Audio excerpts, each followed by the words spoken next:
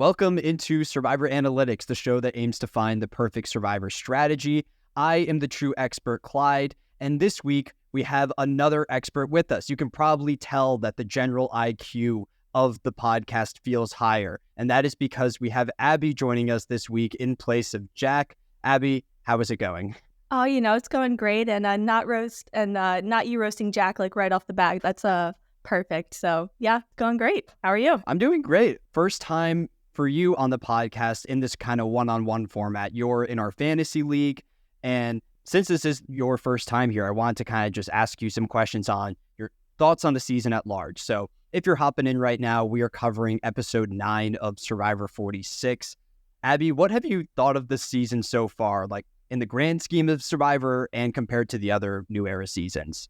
Well, this season in particular, I kind of find it the season of the kind of vote pile-on. A lot of the votes so far has been, I know majority vote, it makes the person go home, but honestly, it's been a consensus vote all the time, and normally it's been very close votes. And this, not to like jump ahead, but like this vote is the actual first time where it's kind of close. They actually had a tie and they had a revote. So other than like the season being the consensus vote season, it's actually been pretty cool so far. I really liked it. I thought the beginning was kind of slow, and mainly because of Banu. You're not a Banu fan is what I'm hearing then? I'm not, but that's fine. He's probably a great person. I just didn't like him as a Survivor player. That's fair. Were you a fan of him in the preseason? Because I remember when he was drafted second overall in the draft, there were very like contentious opinions on him. Yeah, I didn't really have a strong opinion of him, but I didn't dislike him. But the more confessionals he got and the less good gameplay he had, the more I started to dislike him. Okay, that's fair. I feel like that's a pretty common take. I've said this for a while. I think Banu's legacy would be more positive if he went home the episode that Randon was medically evacuated. Oh, absolutely. Yeah. When Randon goes home, we get a whole nother saga with Banu. And I'm still on the side that Banu will come back for a future Survivor season, even though I personally don't want to see that down the line. But we're not here to talk about Banu. Yeah, no, we're good. Yeah. I don't think I will be watching that season. But anyway. Well, I also wanted to ask you, since you were in our fantasy draft, you had 3 contestants on your team I wrote down. You got Soda, Q, and Maria. And that was the order that you selected them. How have you felt about those selections up until this point? I mean, I felt great about Soda, and then they kind of edited her to kind of be a mean girl, and then she just kind of got blindsided, so that was not great. But I'm glad she is the mayor of Ponderosa, so that makes me happy. Q, Q. I think I said this in the draft group chat, like if I got points for how many emotional breakdowns he's had and how many times he says cancel Christmas, I would be winning this draft hands down. Yeah, Q says cancel Christmas almost every episode. We get a cancel Christmas, and that does not rock almost every single week between Q and Ben right now. Yeah, the cancel Christmas count is at 3. I have been counting. Oh, okay. You're pretty loyal to your team then. I am. I ride or die for my team, but Q just makes me want to, but anyway. And Maria, I love Maria, and I thought she was getting a really good edit, but then they started not explaining why she was doing the things she did. Like, we still don't have a clear picture of why she sided with the guys instead of with the girls in Sika in the pre-merge vote. Yeah. So that's why I think her chances of winning has kind of like diminished, because she's not narrating her game as well as everyone else is. No, so that's a really fair point, because I feel kind of the same way where on paper, I think Maria is a better player than Charlie. I think she's more likely to stab an ally in the back when she needs to. I think she's better in the physical side of the game. It seems like people respect her socially, but I feel more confident in Charlie actually winning the season over Maria. Yeah, definitely. And I don't know how that happens right now. Like down the line, I think Charlie's route to victory probably involves him getting blindsided as the other contestants vote out Maria, which enables him to win in the end. Because I don't see a world where Charlie realizes at Final 5, Final 4, oh, I'm not going to win the game if I go to the end with Maria. But the one thing Maria does have going for her is that she was compared to Denise. Mm-hmm. So I think there is still a glimmer of hope. But you have a solid team. I think the two of us are tied at the top right now in the fantasy league. It's you, me, and Alexis, actually. I know. The peasants unite, honestly. Who do you have left on your team? So my first round pick, Tiffany, is still around. And I feel solid about Tiffany, I'm just worried in terms of her longevity within the game. I think she will win this battle against Q, which will probably occur next week. Like, I've been saying for 3 weeks in a row now that Q's going to go home soon, and I keep getting it wrong. I think he's the actual perfect GOAT for the end. He's like the ultimate GOAT now. Really? Yeah, there's a couple GOATs on the cast. I feel like 3 out of the remaining 8 are all easy beats. Jack and I will like consistently joke about the potential Liz, Venus, Q final tribal and how like the jury will just stand up and leave at that point. But Tiffany, I feel solid about. I liked her more in the pre-merge than the post-merge, because in the pre-merge, she was playing the middle between Q and Kenzie, and now it looks like one of those bridges is completely burned for her. She was my first round pick. Second round was Tevin, RIP.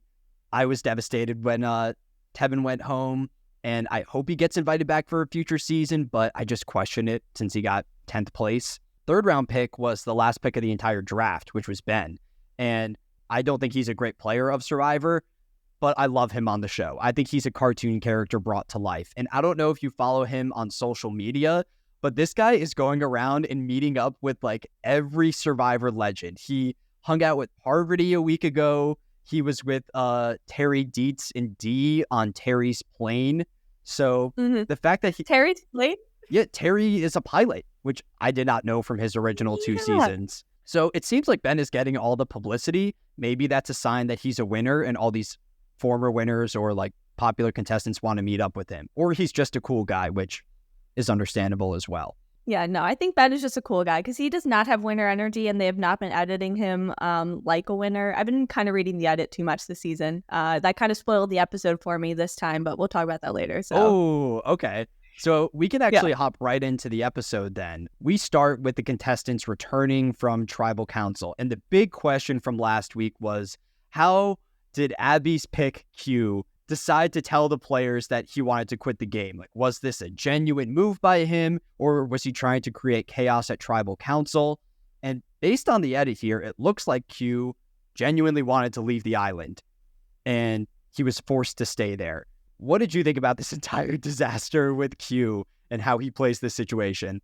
I was screaming at my television last week when he said, just vote me out now so you guys can have a clean slate. And I was like, what are you even talking about right now? It was so ridiculous. I love that it created like a live tribal, but it looks like the end result was what everyone wanted anyway. Yeah. And I really like what Kenzie said in this opening of the episode. She said, if you want to leave, there's the door. We're not going to do it for you, which I really love because they didn't do that last season with Sean or even Hannah. Well, like Dee tried to vote out Sifu that round that Sean wanted to go home, and she actually went on to win the game.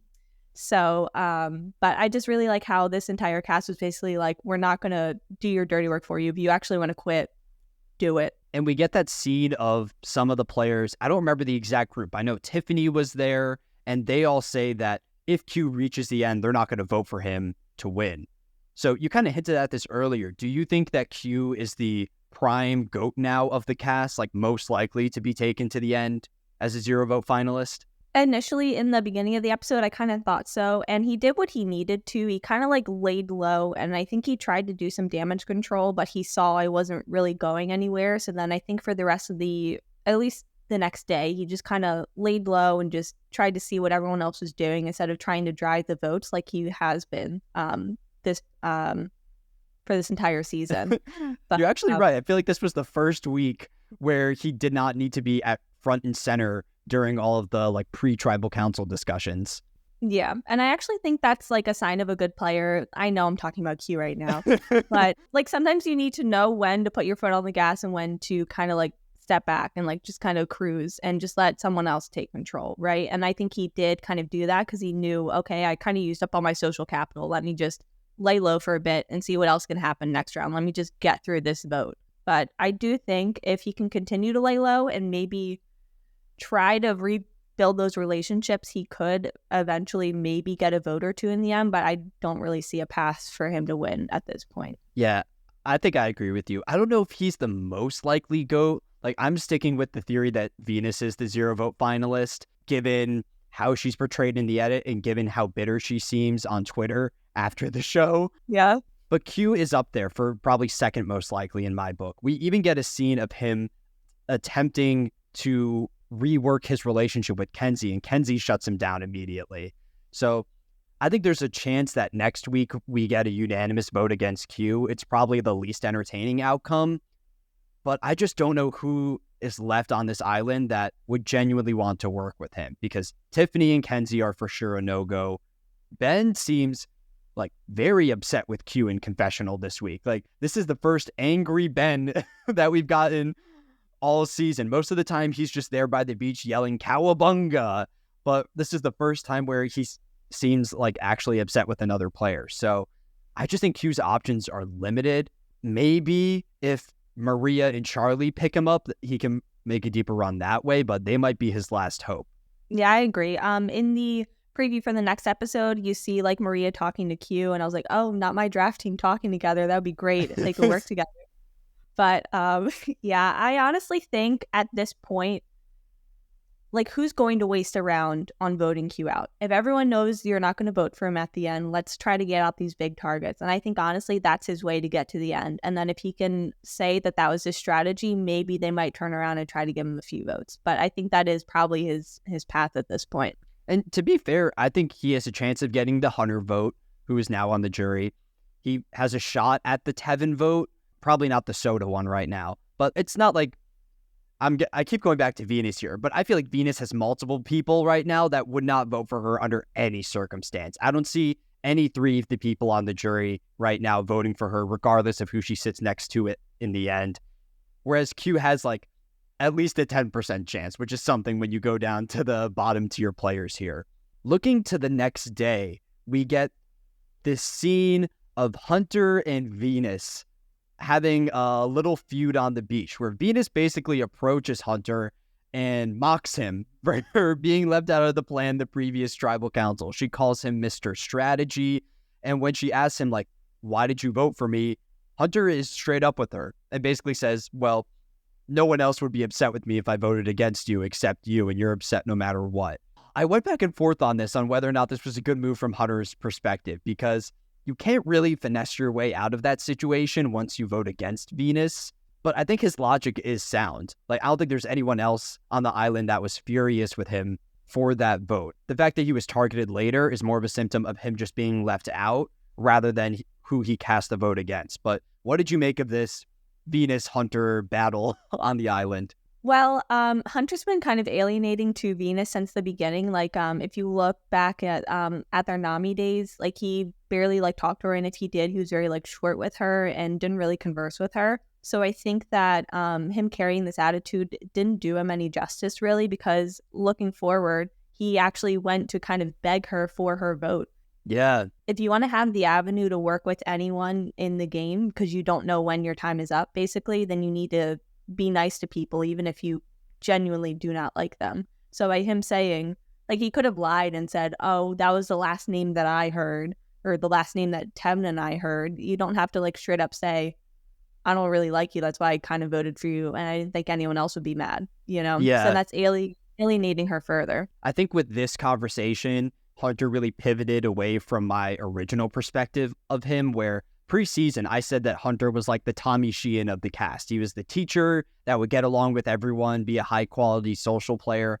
And then he turned more into a meat boy than he did like a well-rounded contestant. I think most of his legacy after this season will be how he performed in challenges and how he spun backwards with his legs wrapped around the pole. That was ridiculous. You were not a fan? I was not a fan. I thought it was entertaining. But I don't know, Yeah. I went back and forth on it. Like, on one hand, he was showboating, but on the other, like, I think people would perceive Hunter as a physical threat regardless of what he did in the challenges. Like, you look at Hunter and you just know that's his archetype. Yeah, definitely. But I also think Jeff was probably terrified that he started to do that. He probably saw like their insurance money flashing before it dies. We hit on everything with Hunter. Those are the main notes I had before the dividing of teams for the challenges. Were there any highlights that you wanted to knock out before then? Absolutely. So my main note here is that Venus is so delusional because she said, I got Tevin's ass out of here. And my note is, baby boo, it wasn't you. So like, she just keeps telling these people who get voted out, like, you just played such a good game, and she's smiling at them as they grab their torch, like it's all a part of her master plan. She did that to Soda. She did that to Tevin. Like, she is so delusional. She thinks that just because she wants this person out and then they go home, she thinks that it's because of her doing. But she has zero social capital. It's funny to me. Yeah, it's interesting too because like we've talked about this on the pod a little bit before, but on paper, everything is going according to Venus's plan, where the 3 contestants that trust her the least have now went home in 3 consecutive episodes. Kind of like how you mentioned, if you don't have any social capital, then it doesn't matter who goes home. It's almost a meaningless stamp on your resume. I think part of the reason why I'm rooting for Venus to make it to the end is that I want to hear her final tribal council speech where she attempts to take the credit for all 3 of those. Credit for the Tevin elimination, I would probably give it to Liz. Would you agree with that? Yeah, no, definitely. Okay. Yeah, Liz and her $1 million pulled that one off. Wait, so what were some of the other highlights that you had before the challenge? That was it. I literally just had Venus is so delusional. That's it. And that's fair. And honestly, I think Venus is a major positive for this cast at large. I don't think the season would hit the same way if we did not have a contestant like Venus. And I enjoy her on TV. Her fans make me go crazy. I went to a bar this past week. I've mentioned it before on the podcast, but there's one nearby me that I'll attend every once in a while to watch some episodes. So I brought together my group of 3 or 4 other friends in my city that watch Survivor, took them to this bar, and we had all watched together. So we had formed like our own small opinions of this cast. We all kind of agreed that Venus is pretty delusional. And when we got to this bar and Venus I think she calls Q and Hunter meatheads, the entire place erupts in cheers. And don't get me wrong, it's a funny comment by Venus. Let's not pretend like she's the orchestrator of everything here. Hearing the fans' reactions made me start to second guess myself and think like, am I watching the show wrong? Is Venus actually running things? Or do people just like the fact that she's, more willing to speak her mind than a lot of the other new era contestants? Yeah, no, I agree. And then, let's just put a disclaimer in the beginning of the podcast. Disclaimer to all Venus fans, don't come for us. They will come for me no matter what. Abby, you have not seen the comment sections of some of the TikToks I've made. Some of them are egregious. I have a video that I'm planning right now of basically who I think has the best resume of the remaining 8 players and ranking them on who I would vote for if I was on the jury. And I'm highly considering putting Venus at number 8. I think it's a battle between her and Q for that last spot. Because on one hand, Q almost quit the game, which is a major negative for me. But he has things that he's done earlier in the season. Like he leads the Jelinski vote in the pre-merge. He establishes the alliance of 6. He leads the Tim vote at the swap. He has done things. And I don't know if Venus can really say the same thing. But how do you feel about that? Would that be unfair if I put Venus at the bottom over Q? No, because I honestly don't see a way that Venus wins, because if she goes to the end and she tries to claim these moves, obviously the people who actually did the moves will be there to say that was not you. So it will not go in her favor, kind of like it did for Cassidy in season 43 when she tried to take credit for the Ryan vote, and then you have Gabler and Cody and Jesse say, actually, that's not what happened. And even Ryan, I think, came in and said, yeah, that's not how I got voted out. So we can talk a little bit about the challenge for this week. I am generally lower on Survivor challenges. Jack is the one that typically leads this session because I think winning challenges has very little to do with your quality of play. But for this week, they're dividing the group of 9 into 3 teams of 3. And when this was first presented, I was terrified because I thought they were going to give 3 contestants immunity, which is ridiculous at the final 9. So we get our 3 teams. To run through them quickly, we got Ben, Tiffany, Kenzie on Team A, Hunter, Charlie, Maria on Team B, and then Team C, which feels like the GOAT team, where you have Q, Venus, and Liz, the 3 bottom contenders of the season. I don't know how you felt about this, but when I saw that team, I thought they're putting Q on a weaker physical group to ensure that he goes home this week.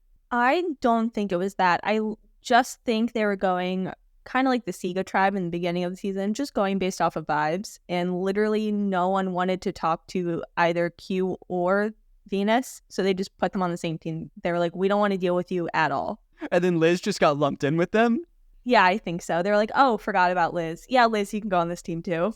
Oh, okay. And I don't think Jeff criticizes them later in the episode, but they survived the first round of the challenge, which honestly is impressive in its own right.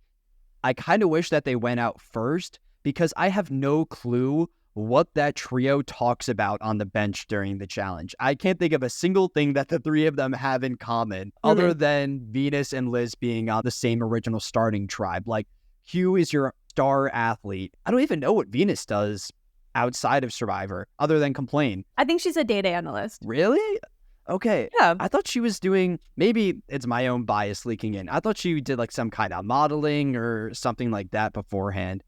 A data analyst. Okay. I have no clue what that entails. Well, I do a little bit of data analysis in my job. So it's like data metrics tracking and stuff. So it's actually pretty cool. Oh, wait. So you have great intel here then. Is Venus your like stereotypical data analyst? Do you know many Venuses from, your experiences in the field, or is she kind of one of a kind there? I'm an industrial engineer and I kind of see some of myself in Venus, so maybe. No way. Wait, what do you see between you and Venus? We kind of speak our minds when we want to get stuff done. That's pretty much it. I don't see myself as delusional. So we can head into the challenge where this week we have a 3-stage challenge that I will immediately forget about after recording this podcast. It's phase 1, balance beam, phase 2, ropes, and phase 3, the crucifixion challenge, which is one of my personal favorites. I would have preferred it if they just only did that component and skipped the first 2 stages. But so the first stage where they had to do like the balance beam with like the poles in the ball or whatever, Jeff said that the poles had to be in the actual holes of the ball, and he actually yelled at Kenzie that she had to do that. But then I think at some point maybe it started to take too long, so he just kind of like stopped enforcing it. That was just something I noticed. That was pretty cool. Oh, wait, did he stop enforcing it with everybody or just Kenzie individually? Everyone. Okay. If it was Kenzie individually, she goes on to win the season, because I think we both have Kenzie as the winner pick right now, right? Yeah. Yeah, I don't want any asterisks on Kenzie's potential win. Other highlight for the challenge for me is when it boils down to the final 3 of Charlie, Maria, and Hunter. Jeff says predator and prey, and Hunter says more like hunter and hunted, which, you were not a fan? I love that line.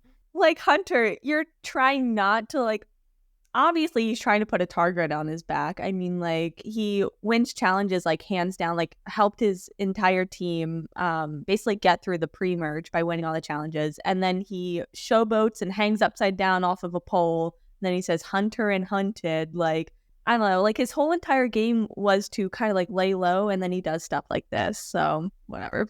I don't know. I thought it was a fun line from Hunter. If my name was Hunter, I would be using it in sentences like that all the time. I would be unbearable. And I don't think he does any other Hunter puns at any other point in the season, which is a bummer. Ben's suggestion as these contestants compete in the crucifixion challenge is that they should, quote, chill mad hard. Another elite quote from Ben. At the end of the season, I am considering clipping all of my favorite Ben quotes together and putting up a compilation of them all, because they're all completely nonsensical and don't really add much to the episode, but I feel seen when he says that. Yeah. I love Ben. But also Charlie did look so cool and chill. He had no issues with this challenge. Which is surprising. When it came down to Charlie and Hunter, I was 90% confident Hunter was going to win this thing. Winning a challenge was in the cards for Charlie at some point. I didn't really see it happening at this stage of the game. As the two of them compete, there's an egregious number of feet pics on screen, which was not needed for the episode. There was a moment in the bar where I looked around and realized, if you're not a Survivor fan, you're walking into this bar and you are watching 100 people cheer and scream at a television set with just feet up on it. It was a fun challenge, but definitely an odd vibe for the time. Fire the cameraman, please. Well, that's another thing I thought about. I don't know if it's a GoPro that's chilling there at the base of the cross, or if they legit have a camera guy zooming in with the HD camera to get that shot. Either way, fire the person who placed the GoPros and fire the cameraman who kept zooming in. The winner of this challenge is Charlie. His first immunity win of the entire season. I thought we were going to hear some kind of Taylor Swift reference once he won the challenge, especially since he won this challenge the week after her new album came out. I wonder if he planned that as well when he was on the island. I mean, he probably did, and they had to cut it out because they're not going to pay for whatever he said. But Oh, well, he's thrown her name around a lot in the season. Oh, you think if it's like specific song titles, they have to cut it out? probably. Yeah, I didn't even think about that. There's probably in the basement of CBS 3 hours worth of Charlie singing random Taylor Swift songs that they were legally not allowed to air here. Oh, wait. Also, I have a fun fact about this challenge. Have you seen season 37? Of course, this is the Christian Hubicki challenge. Yeah, perfect. I love this challenge, and the only reason why that one lasted so long is because they did not enforce them placing their backs on the post, and they had to postpone tribal council. They were going to have it that night, and they had to push it to the next night. Oh, I knew that they forgot the rule. I didn't know that they pushed back the tribal entirely. See, I think this challenge would be better if they allowed it to run on super long. But that's like me being an old head. Like, I love it when the final immunity and Palau runs forever. I like the one in season 37. And now we don't get that anymore. I think it was in 43 where they call the last gasp challenge and make it a tie between two players because they don't want to have him lay in the water for too long. It's just not in the schedule, you know? They got 26 days. I want to know what CBS is doing with all this money because it feels like they're doing budget cuts here with no real explanation behind it. So we can hop into the post-challenge discussions. Who's going to go home this week? And there's a couple names on the table. The first one that comes up is Q, which is led by Tiffany. And it makes sense. Q leaked information on her idol last week. She wants to knock him out of the game. We also get an interesting plan that I did not expect here, which was a potential Tiffany boot that was led by Kenzie. And I wanted to know your thoughts on this because apparently everybody wants to flip on their number one ally now.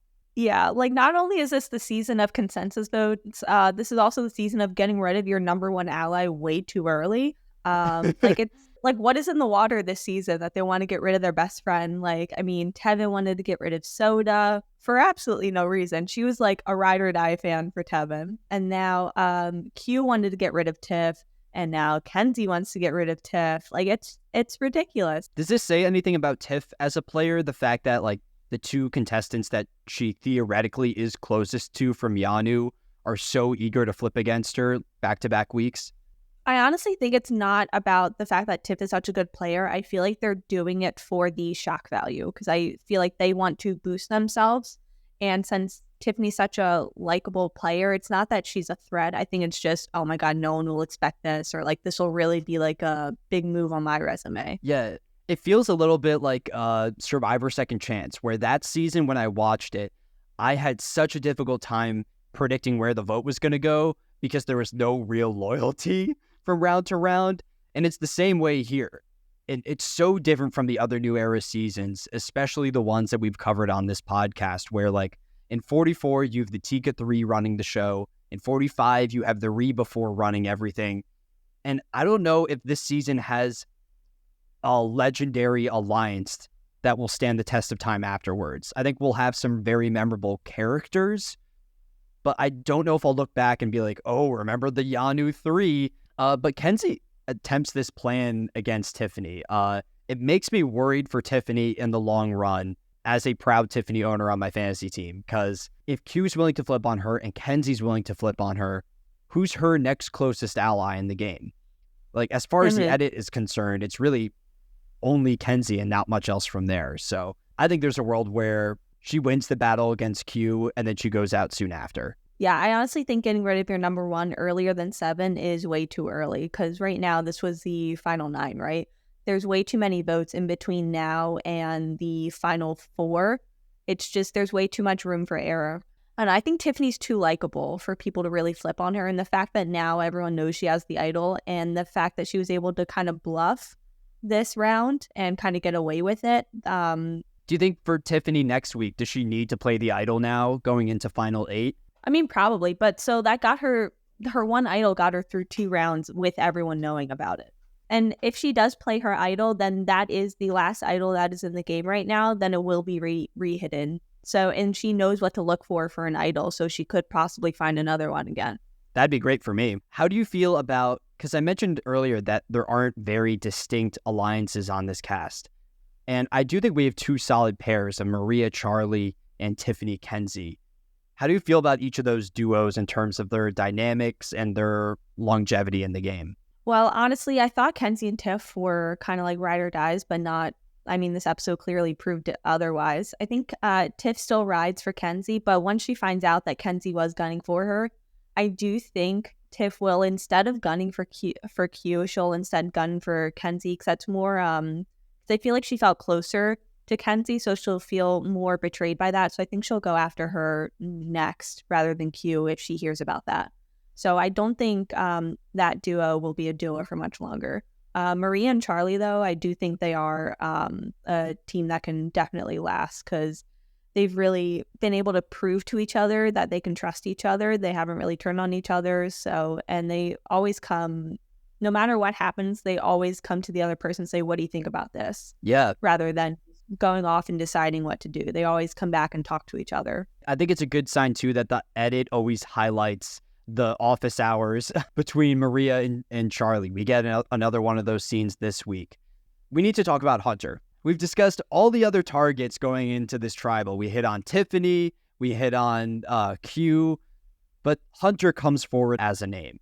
He's a meat boy, big physical threat, left out of the consensus plan last week. Hunter holds an idol, and I thought in my mind, this is going to be a crazy tribal council. Hunter's going to play his idol. Maybe Tiffany will play hers in response as a safe move. And before tribal, he straight up says that I am 100% going to play it. He then goes and shares information of his idol to the other players. And I'm not sure why he went about this. Well, first thing I noticed was, I think it was Ben, Maria, and Charlie. They're like, well, now we just got to go for Hunter. And then the camera pans in the background to Hunter just standing there while they're talking. After that, he goes to like write out the votes in the sand, just to kind of like visualize how everyone might be voting. And I did like that, because it is kind of hard when you're running on like no food and like no sleep, trying to like do these crazy convoluted votes. So, well, did you like the fact that he shared the information on his idol? Absolutely not. I thought that was so stupid. He was the only person who knew about his idol, and then he went and told everyone about that. Like, the only way an idol is good in Survivor is if no one knows about it. Yeah, I generally agree with that philosophy. I do understand where he's coming from to an extent, though, where if the majority vote ends up on Hunter, he plays his idol, he has that huge move on his resume amidst a cast where people seem to be more focused on resume building than some of the previous seasons. Like, his threat level would be even higher going into the next round.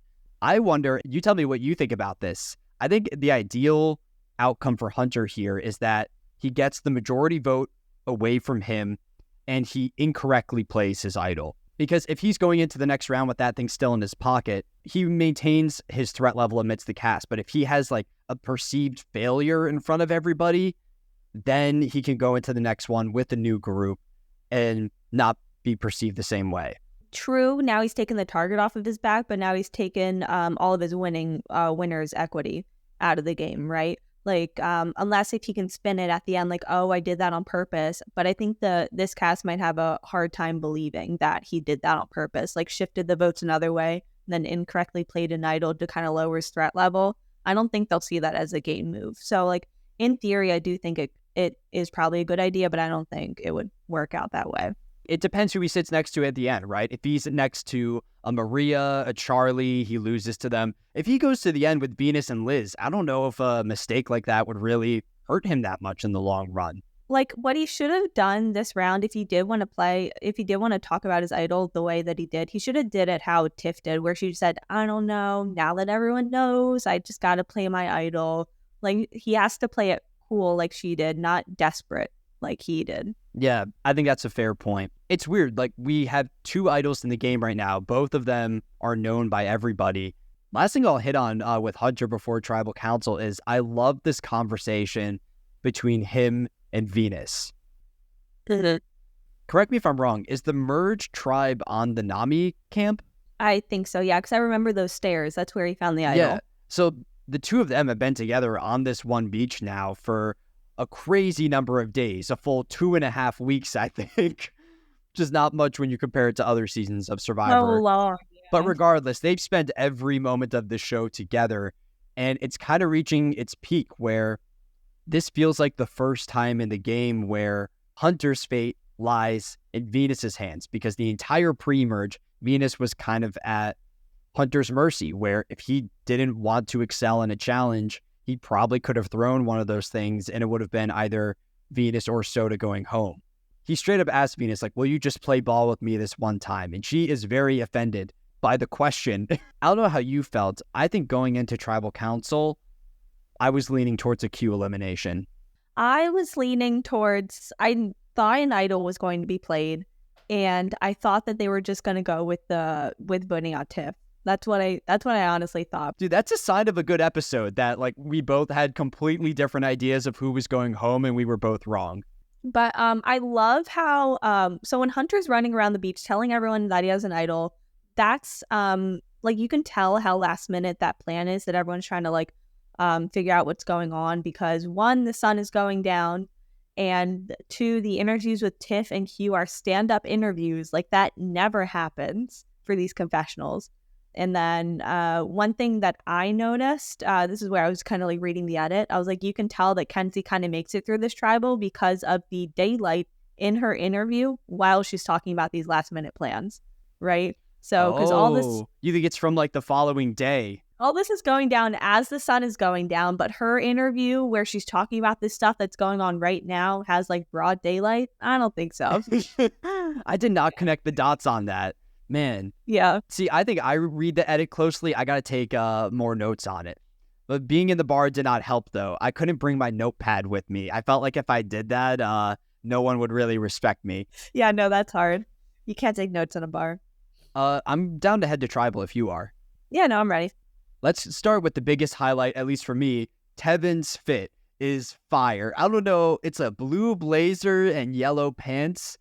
I'm excited to see what this guy pulls out every single week. It's like the Tevin fashion walk when he rolls up to Tribal. And this is just his first appearance on the jury. I can't even imagine what he's going to have for the final Tribal Council. I'm so excited. And I love how he like braids his hair too. I love Tevin. Tevin is a vibe. I apologize to any Soda fans out there. I can't even tell you what Soda was wearing or anything that she did this week because I was so enamored. I will say, though, and this is something I wrote down, this might be a bit of a harsh take immediately after me praising Tevin's outfits.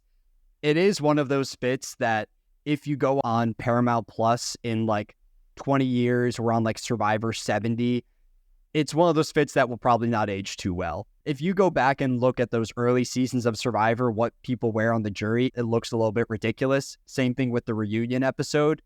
And I don't know if Tevin's fit will stand the test of time. I don't know. I beg to differ. I think it'll stand the test of time. I think it's a timeless look. Really? It's a bold look that I respect, but maybe we'll record a reunion podcast in 10 years and revisit this topic. I'll die on this hill. Oh, okay. Maybe by then Tevin will have competed in more seasons and we'll get to see some other fits. We could also hit on the popcorn where Jeff says that he, was so entertained last week that he needs popcorn to add to the experience. He also brings out his own sturdy little butt cushion, which is a sign that Jeff is getting up there in age. He can't handle that wooden stool like he used to back in the early 2000s. I'm okay with the popcorn. I thought it was a funny gimmick that he ate it right in front of them. But when he gave the cast the popcorn, the entire bar booed. I think, honestly, since the rice negotiations failed and they maybe kind of had to sneak food to them somehow, so they're like, oh, why don't we just give them a little bit of popcorn? We can't have them, like, dying on us, especially Liz, because she's allergic to literally everything under the sun. So maybe that popcorn was for Liz. When Jeff gave them the popcorn, this felt like they were violating the integrity of the game. They're only there for 26 days. They can go an extra day without food. This might be a sign. You tell me what you think about this. Next week, we could see the introduction of the legendary Survivor Sanctuary, where good things happen. I don't know. Yeah, why haven't they broke out the Survivor Sanctuary yet? That's so weird. I think it's because Jeff spent the budget on his popcorn machine. They don't have the same funds to allot to that. So I think there's a chance we see the Sanctuary roll up next week. We will be having Austin on the podcast next week. So I'm hoping they have sandwiches there because it would just be hilarious. Wait, like Austin from last season? Yeah, Austin from last season is joining us. Yeah. I thought you were to say, your friend Austin. Oh my God, that's so cool. No, Austin from last season. Yeah, I'm getting some questions ready for things I want to ask him from 45. If you have any questions that you want answered, Abby, not the audience. So like, did he vote out Kelly and J Maya because of the sandwiches? Or was it really because he wanted the amulet to be a full idol? Yeah, I want to ask him about that. I want to ask him what he would have done if he won the final immunity. Because he claims postseason that he would have put D into fire making, but I don't know if I believe him. Yeah, I don't think so. No. So back to this episode, though, another highlight from Tribal is Tiffany calling out Q. This season has major Gabon energy to me in terms of the tension amidst the cast. And maybe that's just because a lot of the new era seasons have been so hyper positive.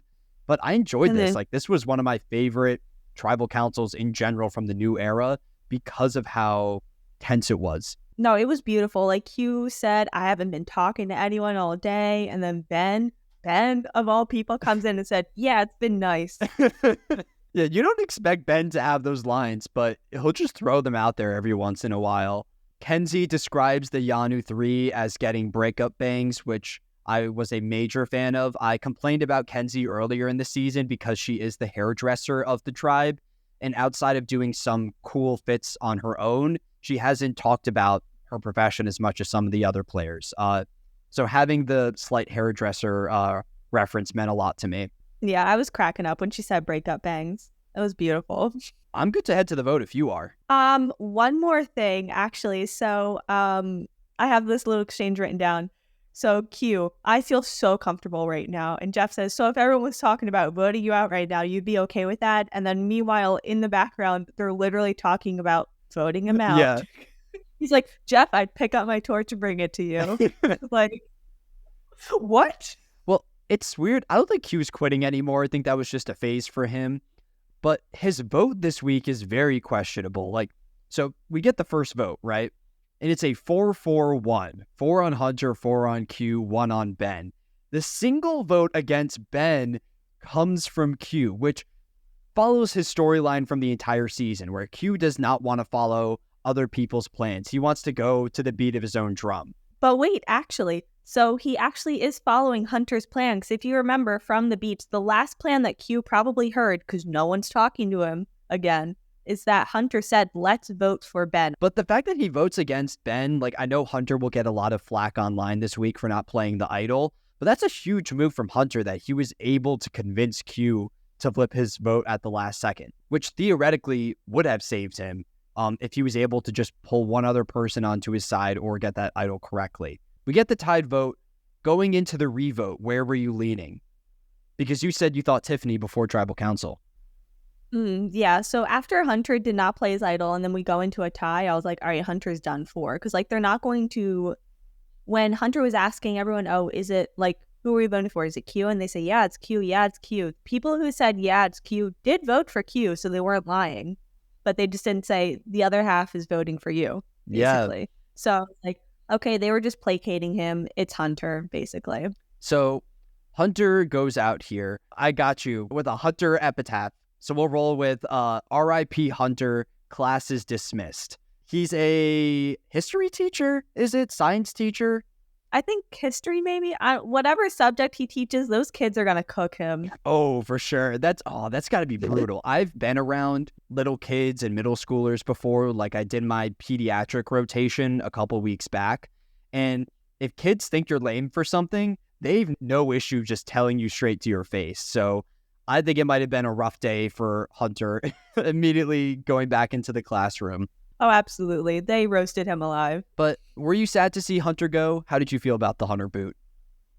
I was kind of mid, basically. Like, I wasn't sad to see him go. I wasn't happy to see him go. I was just like, yeah, he played the game. He was here. He was okay. You know, he didn't really do much. Would you say he's like a upper tier new era Meat Boy, a mid tier one? Like, where is he ranked for you in the archetype? Okay, so number one Meat Boy in New Era is obviously Jonathan from season 42. I'm not a Jonathan fan. I'm just saying, if we're looking at Meat Boys, he's the top. He fulfills the archetype more. I will never get over the visual of everyone basically drowning in that challenge, and he's just holding on to his team and carrying them to the finish line. So that is like Meat Boy. That's Jonathan, who's like the bottom tier Meat Boy of the new era. Like, who are some of the other Meat Boys? So just off the dome, ones I can think of, 43, you had Ryan was a Meat Boy. Mhm. 44, you have Brandon and Danny, who criticized Carolyn at the sanctuary. And then 45, I guess you could put Austin in that archetype, but I don't know if Austin was a Meat Boy because I feel like he had other things going for him other than I'm here to win challenges. I feel like Hunter probably had more aspects to his game outside of winning challenges, but the edit really just propped up that one side of him. Yeah, honestly, I'd put him like mid-tier because he did start that alliance with Tevin, and like the one thing you should do in Survivor is get a close ally. So that's one good thing that he did do. Other than that, he was just winning challenges. So yeah, I think like mid-tier. And that is one thing I think Hunter deserves respect for, where we talked about this earlier, where we have so many contestants on this cast that are eager to flip on their number ones. Hunter did not do that. He wanted to stick with Tevin, and he actually enabled Tevin to vote out his other closest ally to draw the two of them closer together. So I think Hunter had solid strategy on this season. He was in control of the Nami tribe alongside Tevin. Last week's vote is really what screwed him over, because once Tevin went home, there didn't seem to be a lot of people remaining on the beach with actual agency that would campaign for Hunter. Like, I thought there was a chance Liz would try to keep him around, but she just seems willing to vote out all of her former Nami allies. Like, I have no clue who Liz is even aligned with now going into the final 8. Yeah, I think Liz is like a lone ranger, honestly. Yeah, I don't really know who her close allies are. And I'll also say that while I do like Hunter as a player, I don't think he'll return for a future season. Kind of like how you mentioned, there's other players in that Meat Boy archetype that they'll probably call up first. With that said, he's probably still towards the top in likeliness to return out of the voted out contestants. I would put Banu ahead of him because I stand by the take that Banu will come back. And I would put Tevin ahead of him for sure. From there, you kind of get into that like Soda, Tim territory, and I think you can make the argument that Hunter was more memorable than them. But I'm good to head to winners and losers. Where do you want to start? Let's do losers. Okay, who was your loser this week? My Meat Boy Q. Oh, okay. I know he laid low, and that's really what he needed to do, but honestly, he used up all of his social capital last time, so he had literally nothing to do this time, and literally no one talked to him. The last plan he had was from the person who got voted out, and he wrote down Ben. If he didn't write down Ben, and someone just told him, hey, vote for Hunter, then there wouldn't have been a tie, and it wouldn't have been a chance for Q to go home. So honestly, my loser is my Meat Boy Q. That's fair. I gave Q my dishonorable mention for the same reasons that you listed. I didn't give him the full loser because I feel like his stock in the game didn't drop drastically from last week's episode. Like, I feel like last week was really the part where Q's game tanked, and now he's just kind of chilling at the bottom. I actually gave my loser to Liz for the reasons that we were kind of hitting on, where it feels like Liz is willing to just knock out her former Nami allies, and she's not even getting that much credit for those eliminations. If she makes it to the end, I think people would believe her that she led the Tevin vote. But there's also the question of, just because you led a vote, does that make it a good move? And I don't know if that's really the case for Liz. Like, I could be wrong in this pick, and maybe she'll go into next week and say, I'm best friends with Maria and Charlie. I sing the Taylor Swift songs. I parent coach alongside Maria. I do the whole 9 yards. But I think it's more likely that Liz rolls up to the beach at Final 8 and looks around and realizes, like, oh, there's no one here that's left to work with me. You have, like, the SIGA members that are all squatted up. Maybe she could align with Q. I don't know how that would work out, but I just feel like her options became even more limited this week, which locked her in as my loser. Yeah, I don't think she can pick up anyone. If anything, she will be picked up. And who's your winner then? So my winner is Tiff. So I honestly think she played it so cool this episode. Everyone knew about her idol, and she said in the beginning, I will have to play this. I will need to get rid of it. It'll make me a target. And what she did, she was, like I said earlier, she was calm, cool, and collected. Yeah, everyone knows about it. I just got to play it. I'm definitely playing it tonight. And then she doesn't play it. So it got her through this round. It'll get her through the next round if she definitely plays it, or maybe she can play it that way again. But yeah, my winner is Tev.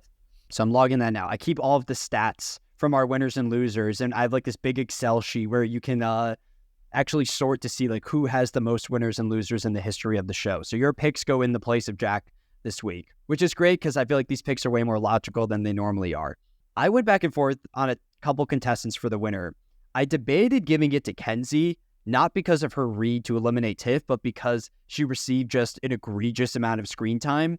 Because I watched this episode twice. I watched it once at the bar where I didn't take notes. Then I went home and watched it on 1.75 speed again, where I did take notes just to capture everything. And once you watch it quickly like that, you get a better sense of like who's appearing on screen more.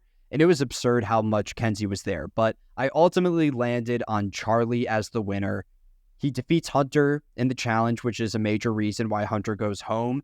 And I think he's playing a solid game where when Hunter decides we need to target the Sega members, he doesn't look at Maria and Charlie, who are the core of that alliance. He looks at Ben. So it seems like Charlie's positioned well within that tribe, and he has Maria as a number one ally, who I think would get voted out before him, as well as Ben, who has proven to be a social shield like this entire season. I feel in the pre-merge especially, contestants kept saying like, we need to get rid of Ben because people like him so much on a personal level. I'll dish it out to Charlie. Sing your heart out, Charlie, in celebration of the new album this week, which I heard did not receive the best reviews. Yeah, I'm going to keep my opinions to myself. If we think the Venus fans are bad, I don't want to get attacked by Taylor Swift. No, that's not my opinion. I haven't listened to the album. I want to make it clear to any of the Swifties listening. I have zero opinion on the album. I'm just repeating what fans like Charlie might say about the album. Do you have an honorable mention? I do not, unfortunately. I did not think that far ahead. Oh, no worries. You know what? Maybe I'll give out an honorable mention. I'll give an honorable mention to Jeff's Popcorn Machine. It seems like we're putting all the budget to the right places on Survivor. We're not looking to go to new locations or expand the number of days. We need to focus on, getting contestants a nice snack on a show that's built on the idea of, breaking you down in the elements. Actually, you know what? My honorable mention, just think about it, because I have a whole section in my notes about it. Wait, you did prepare one. Not really. I didn't think of it that way. But honestly, Spicy Jeff, right? He got the name of the episode, and I wrote down all the spicy stuff he was kind of saying this episode. So first he says, see, that's how you're supposed to do this, about Hunter meeting him halfway with the necklace. And then everyone was beating around the bush at the Matt chat talking about Q basically, and he says, I think we're talking about Q. I mean, I was at Tribal too. Yeah. And then going to put on my Survivor fan hat here, calling out Q, Liz, and Venus and being losers. And then when they finally ate the popcorn, he says, Liz can eat something on Survivor. Well, do you like this side of Jeff? Do you think this is better than 41 Jeff? Where 41 Jeff, hyper positive is the best way of putting it. Yeah, it was disgusting. I love Spicy Jeff. This is reminding me of the old days, basically, when he was over Survivor. He was over his job, basically, and snapping back at the contestants. But this is in a good, fun way. I appreciate that he's willing to call players out as he sees it, like he does to that group in the challenge. But that is just about everything that I have for this week's episode. Abby, thank you so much for hopping on the podcast and sharing your insight. Of course. Next time we hear from you, might be at the next draft for 47, or if you want to talk about Cook Islands over the summer. That's the season that we'll be covering. That way, when we do a draft, Jack doesn't butcher the pronunciation of Parvati's name, because I think that was a low point of the last one, at least. Yeah, that's rough, buddy. I guess for a final send-off for you, I know Kenzie's your winner. Do you have a final three prediction, or is it more so just that Kenzie's going to win in the end? I think Kenzie's going to win. I do think Venus is in that final three configuration. And then I just don't really know who that third seed is going to. Maybe Ben, because Kenzie and Ben have been bonding a bit. So I think my final three might be Kenzie, Ben, and Venus. Okay, so I'll come back to this. If that ends up being the final three, I'll post it to prove that you were the true expert on the podcast at that stage. Yeah. Well, thanks so much for listening, and catch us next week. We'll be covering episode 10 of Survivor 46.